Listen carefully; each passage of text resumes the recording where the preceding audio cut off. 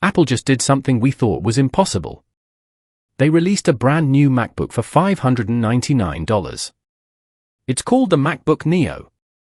And on paper, it sounds like an absolute dream: premium aluminum build, solid battery life, and a display that rivals the double the price MacBook Air.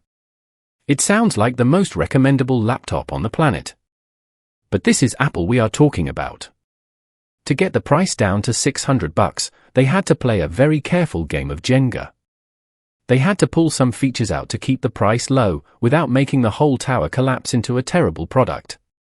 I bought one, tested it, and I am going to show you exactly what Apple stripped away, and whether this $600 MacBook is a total scam, or the greatest tech deal of the decade. Let's start with the good news. The second you unbox the Neo, you realize Apple refused to make this feel cheap. The entire body is premium aluminum. You can open the hinge with one hand, and there is zero screen wobble. It comes in a bunch of fun, vibrant new colors, and honestly, holding it in your hands, it feels just as premium as a $1,200 MacBook Air. Apple knows that at this price point, build quality is their biggest flex against cheap, plastic Windows laptops. But then, you open the screen. And this is where the Jenga blocks start getting pulled. The screen itself is sharp and bright, hitting the same 500 nits as the MacBook Air. But look closely. Apple completely removed the ambient light sensor. That means your screen cannot automatically adjust its brightness when you walk into a dark room. You also lose True Tone. And while it looks great, the panel is only standard sRGB, not the wider P3 color space professional designers use. For 90% of people, you won't notice. But the cuts don't stop there. Let's look at the ports. You get two USB-C ports on the side. But here is the massive catch: they are not the same. Only one of them is a fast USB 3 port that supports plugging into an external 4K monitor. The other one is a painfully slow USB 2 port. And because they aren't labeled, if you plug your monitor into the wrong one, macOS literally throws a pop-up on your screen telling you to switch ports. Oh, and say goodbye to MagSafe. You have to charge via USB-C, meaning if someone trips over your cable in class, your laptop is flying off the desk. Speaking of charging, let's talk battery and performance. Because what is powering this laptop is going to shock you. Apple literally took the A18 Pro chip straight out of the iPhone 16 Pro, disabled one graphics core, and slapped it into this MacBook. I know what you are thinking: an iPhone chip in a laptop? That sounds awful. But honestly? Get that bias out of your head. In my benchmark testing, this smartphone chip literally beats the M1 MacBook chip. You can easily edit 4K video, run 50 Chrome tabs, and do heavy multitasking without a single stutter. The chip is not the problem. The problem is that the base model only comes with 8 GB of RAM. It is fast enough for today, but 8 GB simply isn't future-proof if you plan on keeping this laptop for 5 or 6 years. But Apple didn't stop cutting features there. They ripped out the haptic trackpad. For over a decade, MacBook trackpads haven't actually moved, they just vibrate to simulate a click. The MacBook Neo goes back in time to a cheap, mechanical trackpad that physically depresses. It takes way more effort to click, and if you are used to modern MacBooks, it feels like a massive downgrade. And the absolute most annoying cut of all? The keyboard feels fantastic to type on, but there is no backlight. None. If you try to type an essay in a dark dorm room or on a night flight, you literally cannot see the keys. In 2026, even the cheapest budget laptops have backlit keyboards, so this feels incredibly petty from Apple. So, what is the final verdict? Is the tower still standing? Yes. Despite the lack of a backlit keyboard, the confusing USB ports, and the mechanical trackpad, you are getting a hyper-fast, premium aluminum Apple laptop with a great screen and years of guaranteed macOS software updates for $599. If you are a student, a casual user, or just someone who wants to enter the Apple ecosystem without spending over $1,000, the MacBook Neo is an absolute steal. Would you buy the MacBook Neo with these missing features, or would you rather save up for an M-Series MacBook Air? Let me know your thoughts in the comments below. If this review helped you out, please smash that like button, subscribe to the channel, and I'll see you in the next one. This might be the most confusing laptop Apple has ever made. Because on the surface, the MacBook Neo looks like an absolute no-brainer. A real MacBook. Premium aluminum design. Solid performance. A beautiful display. All for a price that almost feels unreal. And that's exactly why you should be careful. Because the moment something feels too good to be true, there's usually something hiding underneath. Now don't get me wrong. The first time you see it, you're impressed. The design? Classic Apple. Clean. Minimal. Premium. You open the lid and it feels like any other MacBook. Smooth hinge. Solid build. No flex.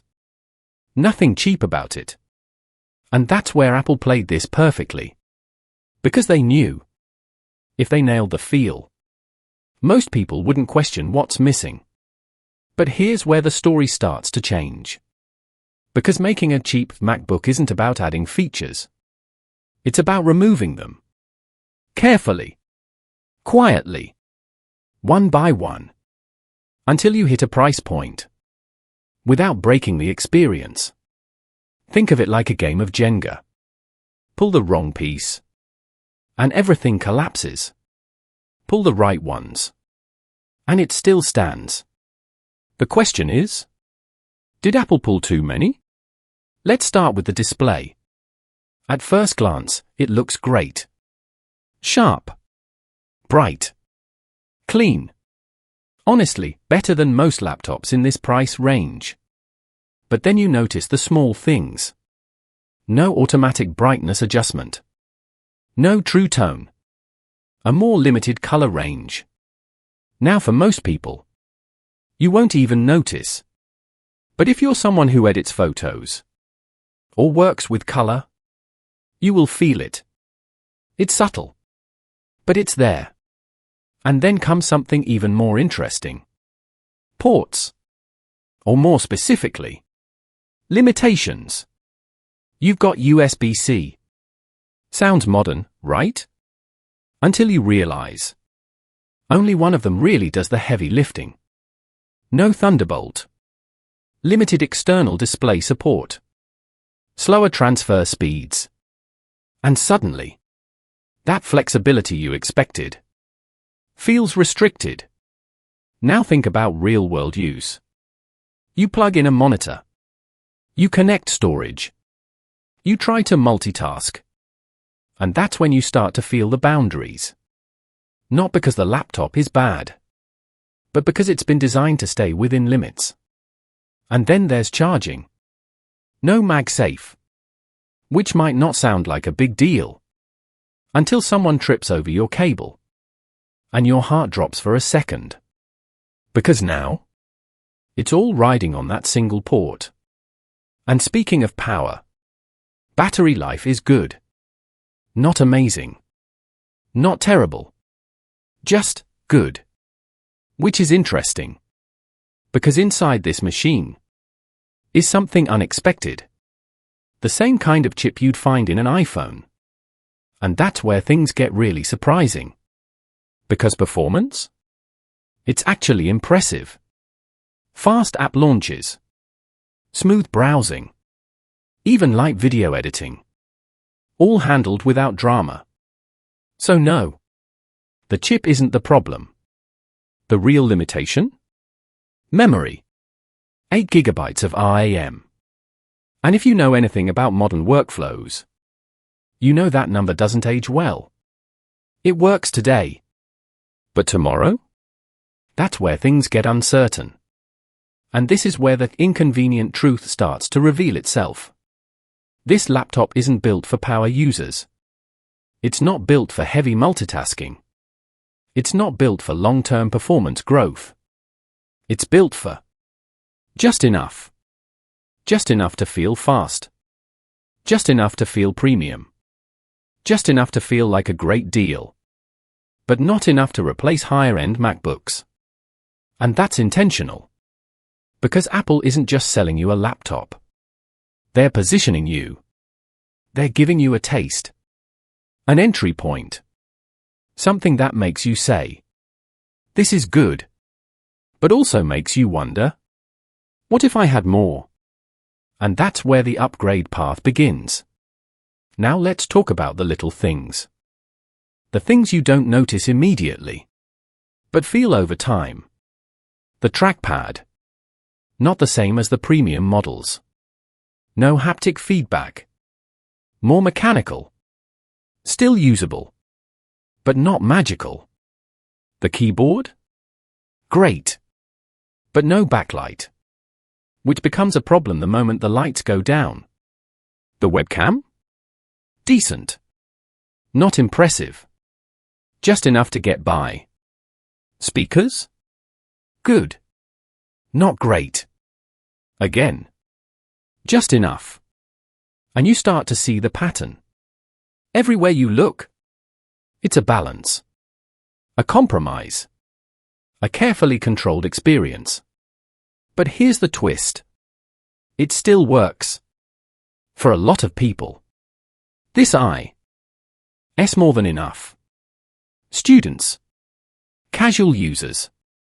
People switching from Windows. Anyone who just wants a reliable, clean, simple laptop. For them. This is actually a fantastic deal.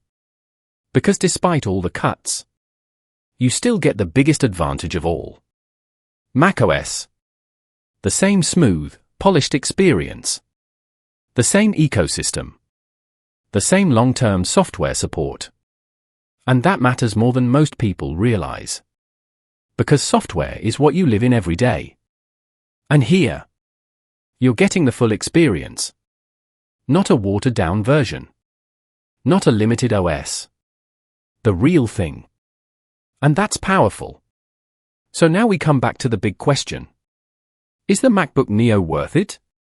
And the answer is, it depends on you.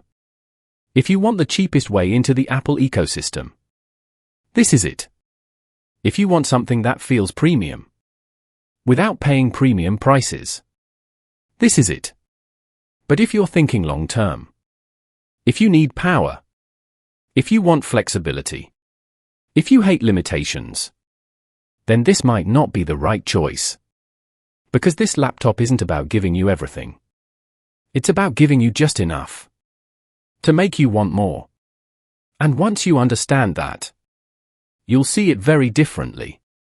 So before you hit that buy button, ask yourself one simple question. Do you want a laptop that's enough for today? Or one that's ready for everything tomorrow?